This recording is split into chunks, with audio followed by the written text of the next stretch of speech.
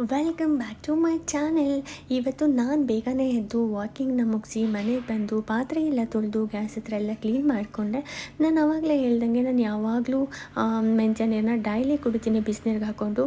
ಅದೊಂಥರ ಚೆನ್ನಾಗಿರುತ್ತೆ, ಹೇರಿಗೆಲ್ಲ ತುಂಬ ಒಳ್ಳೆಯದಂತೆ, ಏರ್ ಫಾಲ್ ಜಾಸ್ತಿ ಆಗಲ್ಲ. ಸೊ ನೀವು ಟ್ರೈ ಮಾಡಿ, ನನಗೂ ಆಗ್ತಾಯಿಲ್ಲ.